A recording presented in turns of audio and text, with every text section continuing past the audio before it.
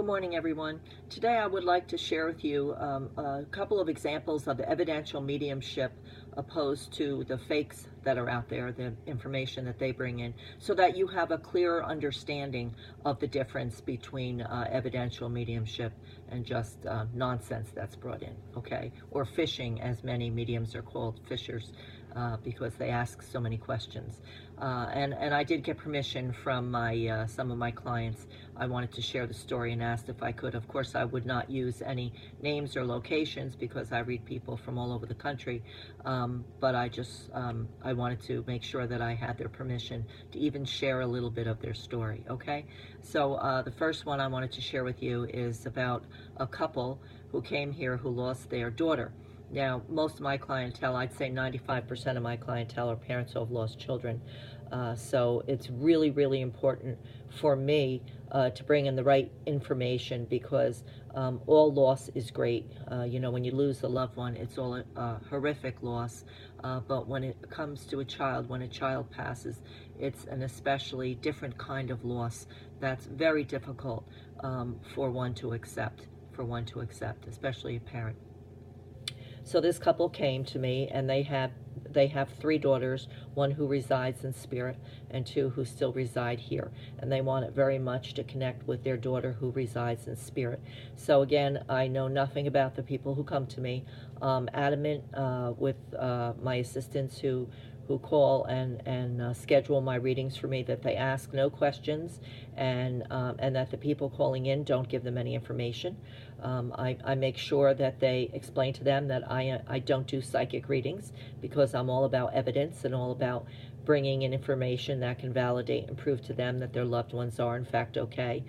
Telling something about the future is not credible to me because it can't be validated, and that's where most of the money is spent, on psychic information, because of course the psychic tells you what you want to know, or maybe something that's not good that's coming, but they can help you, change that, because the curse that's on you can be broken for more money. So, I like to educate people about how this really works. So anyway, there I go again, off on the beaten path.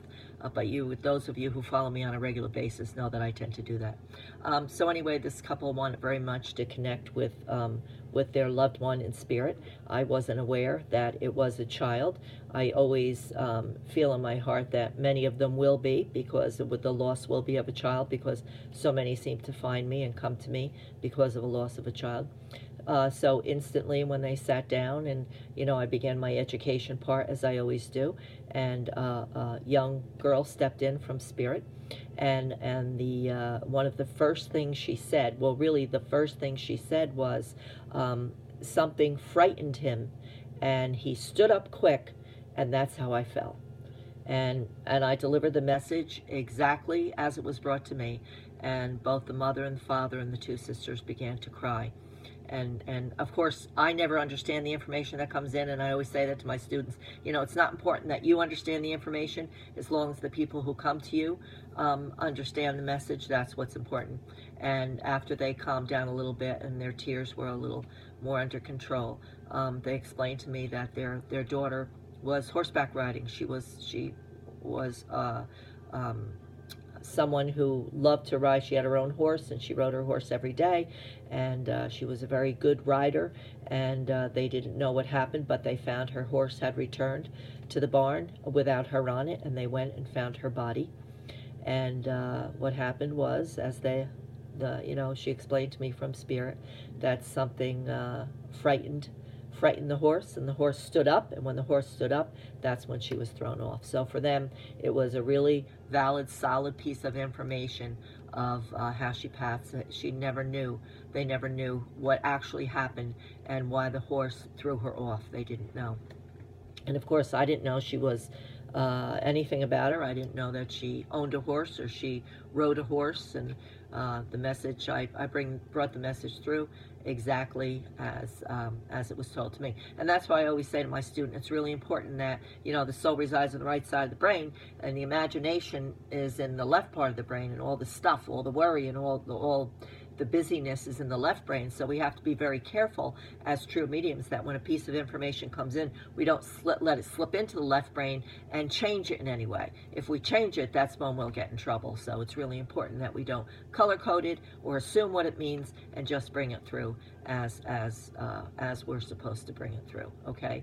Another example of a reading was a man who came to me whose little girl had passed away, and again, I wasn't aware of who he wanted to connect to, but he was only in the center maybe 10 minutes. We were still in the introduction stage of it, hadn't really even gotten into the education part of it, and this little girl stepped in from spirit. They always showed themselves to me around the age they were when they passed, which helps identify how they were the last time that they saw them, or the age that they were the last time they saw them. And this little female energy stepped in and leaned over and said, "Tell my father it's okay, I'm fine."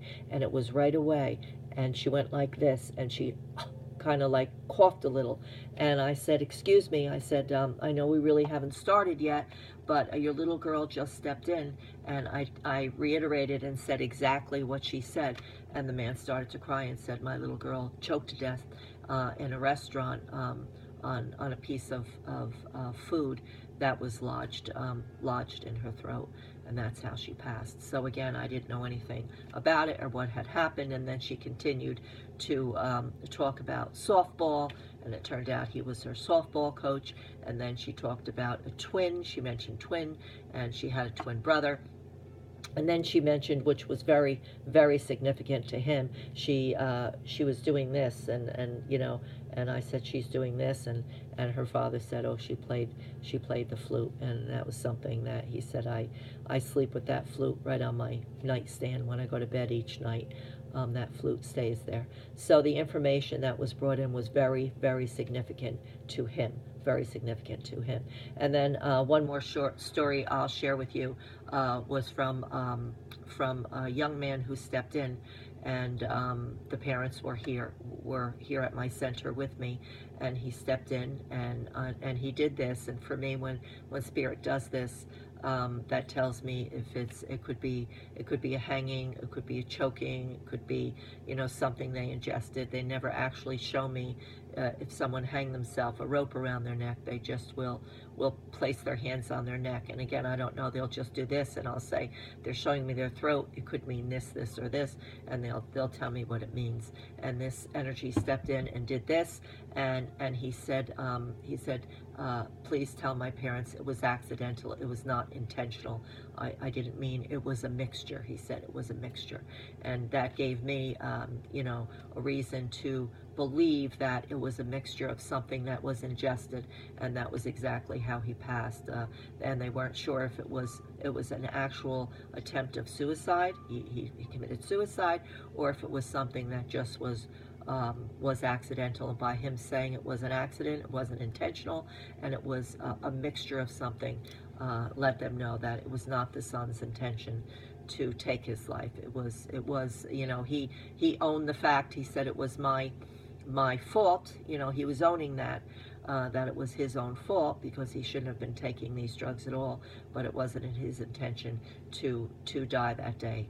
But apparently, like I always say, and it's very important that I let parents understand that it's always God's time when we pass. So when a child commits suicide or is killed in a car accident, or someone else, an adult, passes, however they pass, it's always God's time, never our time.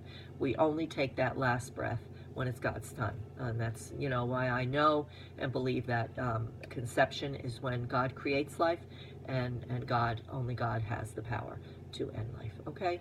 So just a little bit of sharing of the difference between evidential mediumship and, you know, these mediums or people who call themselves mediums that are out there. Who do you want to connect with? What did they die from?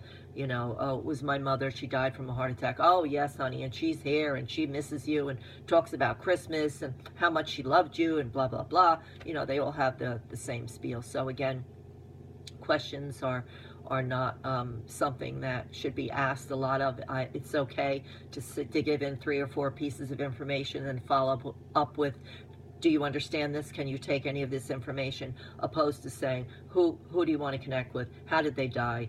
You know, what was the name? What was your mother's name, or what was your father's name? You know, there's a really, really massive difference between true evidential mediumship and spiritual mediumship, opposed to many that are out there. Okay, so again, I just want you to understand the difference, and I hope this sharing helped a little bit. And I always end my readings with, you know, it was an honor to serve spirit and to serve you. Okay, so just a little bit today, and as always, I leave you in God's love and light.